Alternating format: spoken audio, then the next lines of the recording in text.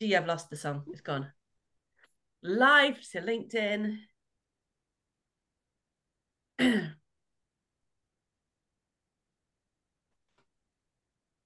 You guys need to press got it when it pops up. Yeah.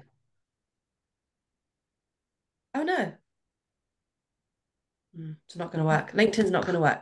So we're just recording. So hi, welcome. 11 o'clock on Thursdays is QT Conversations. It's our opportunity to explore some of the big ideas in tutoring and see if we can push our thinking and the thinking of the rest of the community forward together.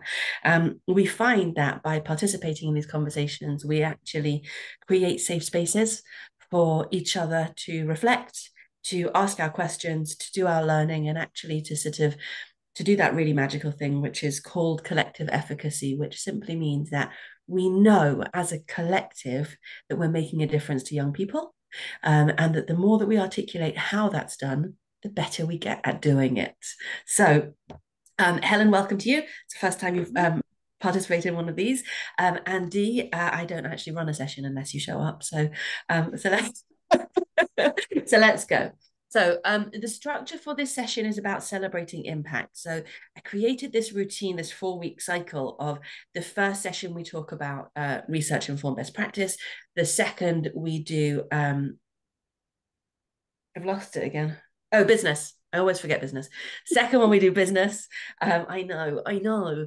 The third one we like to do a book, and I try to choose a book that's closely aligned with whatever our topic is. And then the fourth session, which is where we are today, is celebrating impact. So I know that I've got some work to do with you guys to teach you to notice, measure, and celebrate what you're doing well. Um, Made tons of assumptions there, Helen, about you, but you're a tutor. And so you're probably really conscientious, really hardworking, and not entirely aware of how good you are and how much you help your young people, right? So I just had Yeah. a fantastic conversation with one of our members, Claire Knight, who will be joining next week. I haven't seen her for months. And she said, I don't like to ask for feedback because I'm cringing that they might say something negative. We were talking about collecting testimonials. She said, I've never had anything but a 5-star review, but I still feel nervous. So let's start with that. Helen, what are your thoughts about about knowing how good you are? I suspect, like a lot of people, I am my own worst critic. I see fault in everything. And yeah, I know that actually I'm really, really good at this. Asking for reviews, and then I've had a couple of people saying, yeah, I'll do one. And then they haven't. And I haven't gone back to them to say, could you? And because I don't feel that I don't want to nag them. Yeah, So, yeah. but yeah, the reviews I've got, and I've only got a handful, are absolutely excellent. What one parent wrote was, just amazing. And then I get little snippets and emails and people saying great stuff. But yeah, getting them to commit to putting something on Google yeah, I feel really awkward about it. Yeah, it's funny, isn't it? But there's two things that you said there. You agreed about the awkwardness, but you Mhm. also said, I know I'm good. Oh, I am. Go ahead, unpack that for us. I'm really good at building relationships with the students. Building their confidence is a huge thing. I've had loads of feedback on that, and just getting them to stages where they feel able to sit the exams and to tackle the harder questions. And in fact, I got one parent came back to me after the exams and made up because their child got a 4. We then discovered she was 2 marks off of 5. The school was reluctant to send it for a remark, so I then remarked her papers, and I was an examiner for one of the papers, which was very handy because I found 2 marks on it. So it has, I know, and I checked all the other marks. I could see all the other marks looked fine, and I found 2 marks. I was like, yes. So I am waiting to hear if she's going to get it. They took it back to school, and hopefully, fingers crossed, she'll have gone up to 5, which is just amazing. It's, and I'll tell you, I have to tell you how uncanny that is because my 16-year-old just had exactly the same situation. Mhm. He was working with a different Helen in our community, and he got a 4. He was 2 marks off of 5, and we decided not to pursue it because he got into the college that he wanted, um, Mhm. and he knows how well he did. And so we were really, exactly as you said, we were really made up that Mhm. um, that that's where he got to. But exactly as you just said, and this to me is really powerful, is that we're not only looking for eights, we're also Yeah. looking for passes. We're looking for successful, confident, within the grain boundary passes. We're looking for being able to sit an exam. We're looking for being able to tackle difficult questions. And all of those things seem unquantifiable, like building Mm. confidence seems unquantifiable. But when you see a young person going back and forth to an exam Hmm. and Yeah. just surviving the process, that's Yeah. the achievement. Yeah. And I'm seeing, so I've had some students that have carried on to the second academic year with me, and seeing just the confidence that they have developed since I first started working with them to now is quite incredible. Just seeing how much they're coming on. It's great. Yeah, it absolutely is great. It's really fulfilling. I was just speaking with Mohsen, who's based in India, and he said, I find it really fulfilling. And I'm like, yeah, you Mm. do. Dee, talk to us about how you know how your students are doing. It's annoying in a way that it most of it isn't quantifiable. You can't demonstrate it with numbers to somebody the difference that making. But I can see week on week how the attitude of my students is changing. I worked with a year. She's just into year 10 now, and I've been working with her for a couple of years now. Um, and not that long ago, I did ask some of my parents, gave them my qualified tutor directory listing, and said, "Would you mind writing me a review?" And they were all, I think, two or three responded, and they were all great. But it was being able to quantify from the parents' perspective the differences that they're seeing in the student, because I have an hour a week to 45 minutes a week. And as with the coaching that I do, you don't see the impact that that's having in the rest of their week. So to hear the parents commenting on it is just fantastic. I work with another lass um, who I've only just started working with, but already I can see that, there's a light bulb going on here, and she's now using a strategy that I introduced to her a couple of weeks ago. So you can see that the learning is making a difference. And with this particular student, it is going to be a very slow process because of the other issues that she's dealing with. But incrementally, I can see these differences. But you do have to be intentional about looking out for them, I Mm. think, Dee, I have because to they ask are. you, was that the young person who walked out of a session halfway last week? No, no, that was oh yeah, that yes, that yeah, yeah. She's a Monday person, isn't she? She's a Monday person, and this Okay. Monday was also a challenging session. Okay. But no, this is But this is but I um interrupted you because you were just saying you have to know to look out for it. yes, yes, and I So and I and I try, and I also try to remember, if I notice these things, to also make a record of them, nice. so that A, when I go back to look at my notes, I can reinforce my ideas that Mhm. actually I'm doing a great job and I'm making a difference. Which But is why, which is also, important. Why? um, what that we know that we're making a difference. Um, because if we know we're making a difference, we're going to go and want to go on making a Mm. difference. That's right. It's It's really motivating. absolutely, and on a day when, like Monday, when it was not the best day in the world, I still want to get out of bed on Tuesday and Mm. do it all over again. So it But sort of also supports our make, but resilience. also say again. It supports our resilience. Absolutely, absolutely. But making those notes a reminder to look out for them. I do a lesson report after each session, and it's nice to be able to tell the parents that's what I'm noticing. Okay, so that I'm not, there isn't, a grade improvement or this, that, and the other, something number wise, but I'm making a difference.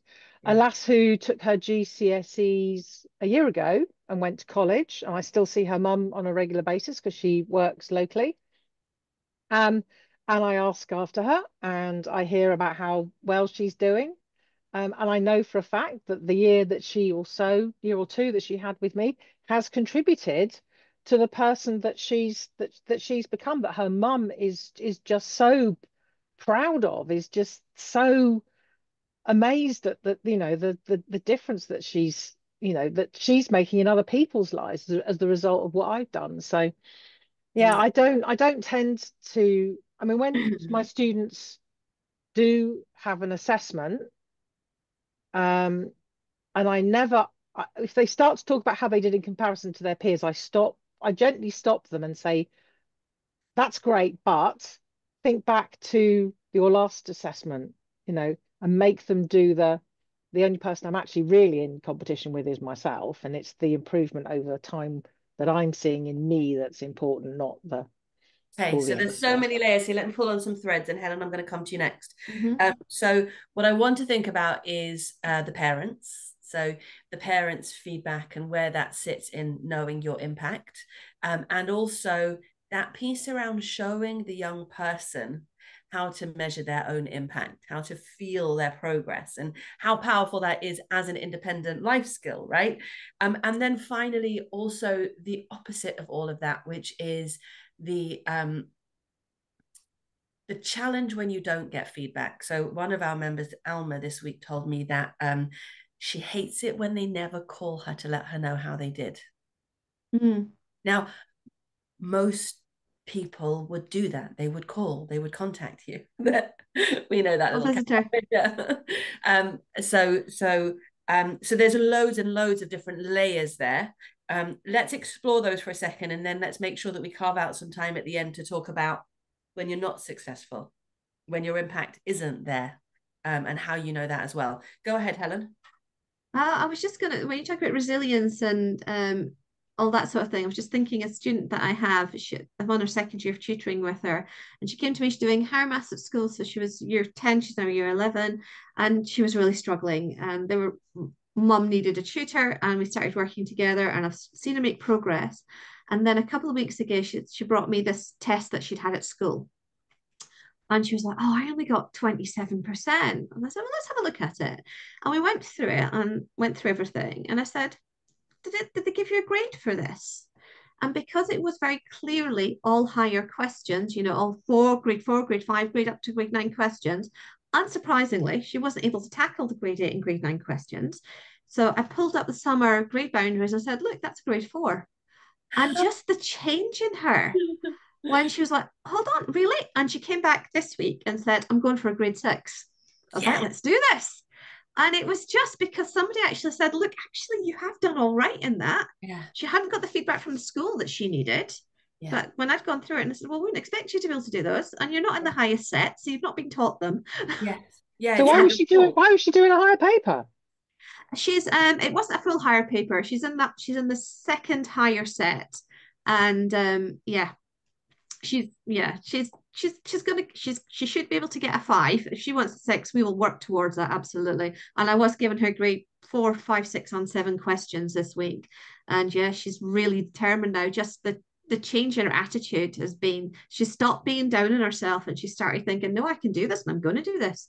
So But hold yeah, on a second. So, but you had a role to play in that because nobody had interpreted the grade for her, and she no, needed nobody had context, interpreted the grade. And my right? first thought was, what is this? Yeah, Yeah, yeah, yeah, that's a bit sloppy actually, because yeah, if you either don't give her the percentage or tell her what the percentage means, but yeah. right? Yeah, because she'd come to me and said, and my mum said, like, what's going on? I was like, well, let's have a proper look at it. It's a four. Great. Yeah, Well done. yeah, absolutely right. So we're talking then about, okay, so you just brought the mum in there. So Mhm. one of the things that I'm really passionate about is helping parents to know they can trust the tutor, Mm. right? Yep. Because unless they trust the tutor, you're really not going to have much success with the young person. Mhm. There's so many Yep. signals that happen all through the week about how important the tutor is. And if you can get that right, then the tutor can do more with the young person. So how do you build opportunities for the parents to feel your impact? I think it's just some quite good communication with the parents. So I had an email from parent after a session on Tuesday, just saying that the student had been so made up because she'd got all the questions right on my starter. And we've been using a repetition of starter, so same format but different questions. And she's gone from being able to do half of them to be able to do all of them. And her mum was absolutely made up and was saying, well, what else can we do to help support her? So I sent a few things over. Yeah. Yes. Hold on a second. The reason why you were able to track that was because the format was the same every time. Yes. Yeah. There's something in that the child begins to see and measure. Yep. Go Yeah. on. Absolutely. Yeah. So yeah, it's something I'm doing more regularly now. Same format to begin, and then we get onto the topic or whatever we're doing that week. Yeah. I worked with a year 6 teacher who used to give bond papers, and it was the 10-minute tests, and Mm-hmm. she wasn't expecting them to. It was about how much can you get done in the 10 minutes rather Mm-hmm. than can you finish it in the 10 minutes. And Yeah. because the time remained fixed and the format remained fixed, the young people were really able to track their own progress. I Mm-hmm. never reached question 8 before, right? That Yeah. was that was what happened there. Yeah. So there's something about assessments that you can then explain to parents in a way that they can understand. Because Mm-hmm. that example with the 28%, but it was a higher paper, and then but the grade bound from last year, and it becomes really murky, confusing. Yeah. But something simple like it was a starter. We always structure it like this. The parents can really get on board with. Yeah. One of the challenges that we have is that the parents don't really see the young people as learners. They see them as Mm-hmm. children, and it's difficult to sort of tap into them as learners. And the second part of that is they don't really know the subject. Mm-hmm. So, Dee, for example, we've got a parent. Oh, yay, Jenna's coming. Dee, when you've got a parent who doesn't speak maths, how do you help them to understand their young person making progress? My lesson reports detail the content of the maths that we're doing, but I'm also making comments on um, the efficiency of the strategies they're using, the fluency when they're using those strategies, Oh, nice. comments on their their willingness to give it a go. Nice. And something I use a lot now is because a lot of students they'll see a question, it's a bit more challenging, and they'll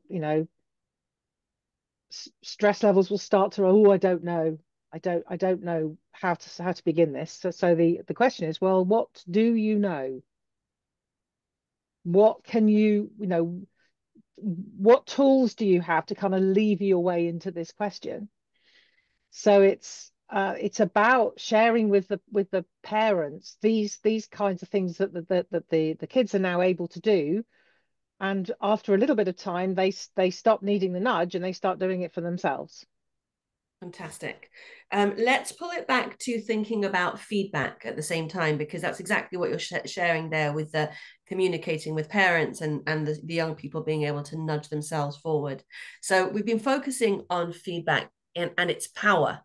And one of the things that we've spoken about recently is how helpful positive feedback is, and how actually telling anyone what they've done well is more effective to progress than telling them what they haven't done well. Um, so, in the same way, having these conversations between us helps us to notice what we've done well. So, um, I'm going to pivot. I said before that I was going to make some time to talk about when progress isn't happening, but actually, that isn't the remit of this topic, because what I said to you at the beginning was this is celebrating impact. So I'm going to hold on to the celebration theme, and I'm going to ask every member of this conversation. Jenna, I'm going to call you on you first. That's your warning, my lovely. I would like you to tell me about what success looks like. Tell me about one student and how you helped them to make progress. And if you can sort of pull on feedback there and what that looked like, I'd love to hear it. Helen and Dee, you've got a bit of thinking time. I'm going to pick up on the same person that I talked about last time, but very quickly, one thing I wanted to add about feedback and positive feedback and something that came up in my meeting just now is without dismissing or minimizing or invalidating or ignoring the importance and significance and whatever of the challenges as well, like focusing on the strengths, but also saying, yeah, that was hard. Definitely. And I think that's the difference between like that constructive feedback that we were talking about last time as well. Sorry, hold on a second. Whenever we talk about positivity, we always sort of talk about, we're not talking about Pollyanna-ish positivity, where you whitewash the low feelings. We're talking about positivity that makes space for the dark places also. What is You're looking at Pollyanna? Oh. Go on, Helen, fill her in. Pollyanna is a children's book. Pollyanna is the main character, and she's always just very, very cheerful. Yeah, people tend to be quite critical of it as it's a bit saccharine. So it's just, it tends to be associated with the kind of positivity that maybe is a little bit, you could crack if you're so positive. So we don't go there. We're looking for positivity that is also respectful. Yeah, I like that positivity that is respectful. I think you should write that one down. It's almost like I did. Yes, perfect. Go on then. I like that. I like that you had to look around for it as well first. There's like a whole lot of orange happening in my office right now. You wouldn't be surprised to hear. I am also looking for your orange mug in the background, by the way. I've just remembered that I was supposed to look for it. You're a published author. Oh my goodness. Who told you that? Did you speak to Odette? Yeah. Yes, get in. I love it. Right? Yes. And she did me one of these as well. I do know that's amazing. Yes. Yeah. Everyone needs a friend like Odette. Go on, tell me more. So, it was the change through feedback, right? That was the question. So at the moment, I've got a full-time young person who has really, really struggled to come back after the summer, even though we've been working together all summer. I need more information. How old is this young person, and what does full-time mean? 17, and is repeating year 11 officially now, and full-time is officially funded is 15 hours a week. In reality, 15 hours a week. Okay, so that's 3 hours a day. In reality, it's way more than that. Because of WhatsApps, or because of leaving Zooms on whilst they're working quietly, or what? It's 15 hours funded in person only. It has never been only 15 hours because of the level of support they've needed, and also my time blindness. So it has always been a little bit more, and because there's such a long way from me as well, we tend to do a couple of long days rather than doing every day. Oh, that's really clever. And then they need it in blocks. They can't do a full 5 hours in one go, so we spread it out across the day. And then me being me and not very good at staying in scope, it ends up being a little bit more than that anyway. And then I'm there and I've got my meetings, so then they're doing homework or whatever, and then they ask me a question and we're off on one. You're killing me with the inefficiency of it all. I know, I've gotten better over the years, but yeah, this is one young person that I really struggle with that with. They are also volunteering for me, which makes it harder. And they are also enrolled on some of my private programs as well, because this is a local authority placement. So with their enrollment in my organisation as well, that takes place a little bit online, as well as a little bit in person. You basically spend your entire life alongside this 17-year-old. Yeah, we do a lot of body doubling. It's basically 9 a.m. to about 6 p.m, sometimes later. Nice. It really depends on whether I'm there or here and what their needs are. And this continued over the summer. It was supposed to be very, very different over the summer, but this is a young person with lots of neurodivergencies, including autism, and the routine ended up being fairly similar. And preparing for this being their actual exam year, it was supposed to be last year, but they've been out of school for a very long time, so it wasn't going to happen. And they had lots of personal growth to do. Yeah. And sometimes you just need that recovery time to just be a human again. Yes. And so we fought very hard to have this extra year. And coming into this year, we spent the whole summer talking about exams, getting them used to the idea of probably having some new educators come on board, new people doing lots of different things. They knew I was moving house as well, and they actually kind of were helping with some of that process as part of them being able to cope with the transition and stuff. And because they're helpful. If I'm going to be with them that much, there's only so much you can hide. And so we came into this year thinking that they were really, really well transitioned. It was not the case. And they had a case of anxiety, and there were lots and lots of meltdowns, and it turned into quite a lot of straight up refusals. And this is a young person that doesn't say no to me ever. And it was turning into not just saying no, but quite confrontationally so, because they felt bad about it. And they were really frustrated that they couldn't identify. I could see what it was, right? I could see the anxiety and this tension in them. They could not. And they were really, really struggling with it and becoming really frustrated that they couldn't achieve all the things they were achieving. And then it turned into physical health issues, which kind of spiraled a little bit. And it has been only September, you know that, right? I know. And I mean, our county, this county went back in August. Right. Bank holiday, they had already had the teacher training days. Right. So, okay, I'm going to nudge you forward because what we're looking for today is success. Yes. So this week was our massive breakthrough. And we had sat down at the end of last week and then again at the beginning of this week because they were really full of cold. So we sat down and we're like, okay, in order to get you to GCSEs this year, we have to figure it out. And I put the ball in their court. I was like, okay, we have options how to like kickstart you. And I framed it as like, when you do the lawnmower, vroom, vroom. Yeah. Mm-hmm. And they love the analogy. And so it was like, okay, you have the choice of how we do this. They were basically the same thing from my end. But it was like, okay, do you want to do shitloads of content this year, this week or 2 weeks or whatever to force your brain into gear? Do you want to do routine stuff, or do you want to do like lessons? And like we ended up going routine, and we had a change in the way that I fed back to them. And I'm always open with my thinking behind things, but I was like, can we use a different rating scale? And I'm going to get you to write down my feedback to you at the end of each lesson, at the end of each day, as well as what your reflections of the sessions are, because we do a lot of reflective learning. And we do like a highlight of the thing, a challenge and key takeaways and stuff like that. So I was like, can you write mine down, my ones that I've got for you as well? And because as a note taker, because they're helpful. Yeah.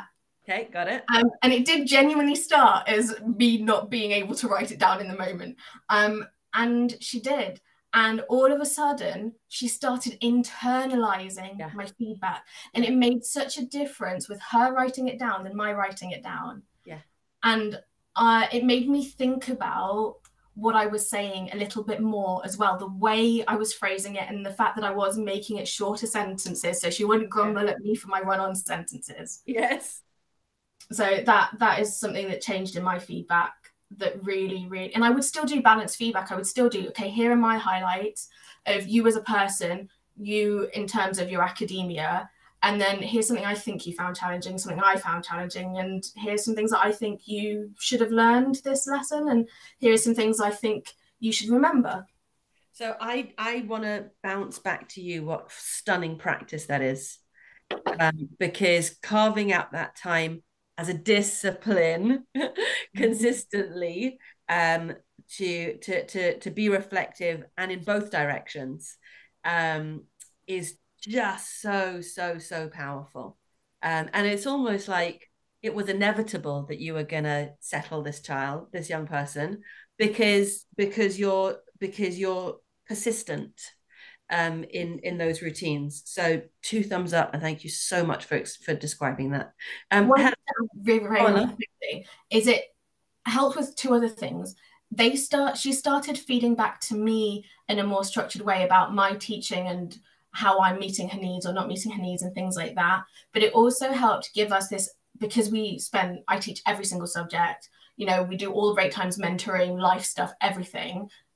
It can all really blend together, right? If you're having a conversation, timetable goes away. But this helped us gain that level of structure, and it felt like my hidden plenaries and stuff weren't so hidden, and it really helped. That's really nice. I don't know if you've seen Doug Lemov's great big book, Teach Like a Champion, which is well worth your time. So he talks about bright lines, and the routines create bright lines, so that if you're working throughout the day with one young person, you need to create structure, and that's there. Helen, go for it. I was actually thinking of a training that I went to once that was the first thing that I did in the training was so impactful on me. So I was still working in the college about 3 years ago, I think. It was Twilight, so there's 50 teachers or so, and it was all about motivation. And the first thing this chap did was he wrote down a load of sums on flip chart, and he asked the audience, what do you think? And everybody said, oh, you've got one wrong. And we didn't celebrate that he'd got 9 right. And that for me as a teacher was really impactful, so that I do not focus on what's wrong. I try really hard not to use the word wrong. Just like, oh, we've not quite got that yet. Oh, let's look at that. You've gone a bit odd on that one. And that has been something that's impacted my teaching probably more than anything else that I've ever done in training. And isn't it amazing that it was so simple, but it was an so experience simple that he created for you that was really memorable. Okay, so Yeah. thank you so much for that example. Now tell us about a young person that you know you've been successful with, because we are celebrating success. Okay, so I worked with a school refuser last year. Autism, anxiety about school, but such a lovely lad. And the school got me to do one online session a week with him, but very quickly went to 2 because he was really enjoying it. And I just was able to build on his basic math skills so that going into year 11, he at least had a fighting chance of getting a grade. I only taught him up to the summer. At the September, the school have put something else in place for him. But I just know that it made such a huge difference to him, and his mum gave me that feedback as well. So I don't have anything tangible, but I could see the difference in him, and going from being really quite shy on camera with me and not speaking very much to us having great conversations towards the end, and him doing so much more work independently as well. Isn't that amazing? Did you ever get to a point where he was able to reflect that back to you? No, that clearly something I need to work on and figure out how to do that. Yeah. Yeah, it's interesting because I remember when my kids were little, I went to a parenting class where they said, when your children are playing nicely, point out to them that they're playing nicely. And you don't want to do it because you think you're going to break the spell. But you know that if you point out good behavior, you will get more of it. Even specifically what the behavior is that is good. Like, you are playing nicely because you are doing this, or you're being so gentle, or you're doing this really nicely. I noticed that you are actively doing this, and I really like that you're playing like that, or whatever.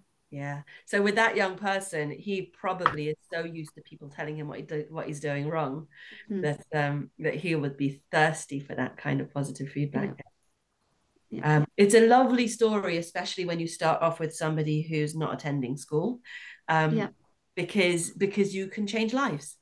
Yeah, and he was absolutely brilliant. And as you say, I use a lot of positive reinforcement and all that throughout my lessons. So I'm always telling you, that's great. Yeah, I've done that. Brilliant. Let's do the next thing. So the constant praise, which I find works really well. And then if they have made an error, we don't make a big deal about it. We take it as an opportunity to learn. Well, we haven't quite got that yet. Let's look at it again. And then they get it, and again they get praise. It works really well. Yeah, fantastic. Claire Knight was just telling me about a book called Humble Pie. Oh, yes. Yes, I know. Matt Parker. There you go, Matt Parker. That's what she said. And it used to be called When the Maths Goes Wrong, apparently. Dee's writing it down. So he taught podcast recommendation. I know Matt Parker in real life. One of my best friends was a student of his. Sorry, fangirling. I know, maths moment here. And I, on principle, slightly dislike him just because, and I mean, he admits it himself, he was a bit of a shit teacher. But he does Festival of Spoken Nerd in general. Fantastic, nerdiest thing ever. Love it. Seen him live a few times. My birthday is going to go and see a live recording of Matt Parker's, like, one of his current podcasts, which is a podcast for Necessary Detail. And he talks about this so book. Nerdy. Absolutely. And the other one is Problem Squared that he does. Oh my God. genuinely. Okay, Dee's written it all down. She's going in there next. And Helen, you've read this book also, have you? I haven't, but I know it's out, and I keep meaning to order it on Amazon. But yeah, huge Matt Parker fan. He's amazing. He's Okay, really, really good. Look him up later. Dee, tell us your success. We have, oh, I'm sorry, love. We have 7 minutes. Okay. I started working with a year 9 student. Yeah, 15, 16 months ago. So it was just the end of year 9, going into year 10. And her dad was one of the people I asked for a review for my qualified tutor directory. May I read it out? I think you should. Dee started working with our daughter in the summer term of year 9, and over the last 15 months, her confidence and improvement in maths have been amazing. She found maths particularly challenging and, in all honesty, dreaded maths lessons at school before starting tutoring. Dee's fun approach, engagement, and ability to adapt to support all levels has been a massive game changer, which resulted in Jessica being awarded the Year 10 Maths Award for the most improved student. While Jessica still finds maths challenging, Dee has given her the belief and confidence that she can smash her maths GCSE. Fantastic. And Jenna and I both got really excited. We were worried about that award because we didn't want her to get top maths performer. We love that she got top maths Most improved. improver. Fantastic. Bless you. And we don't often get moments where the school pays attention to what we're doing in the background.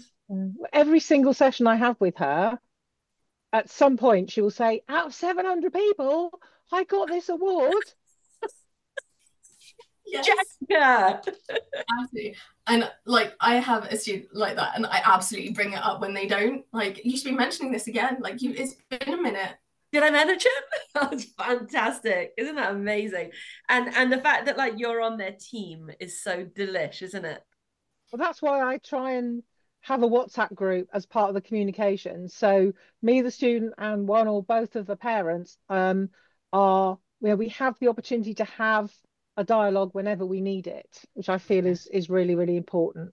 Yeah. A long-term student who I don't have that with yet because they're through the tutoring business, I'm getting to the point now where actually, if we're going to make even more headway, if I'm going to have even more of an impact, that's the next thing that needs to go in.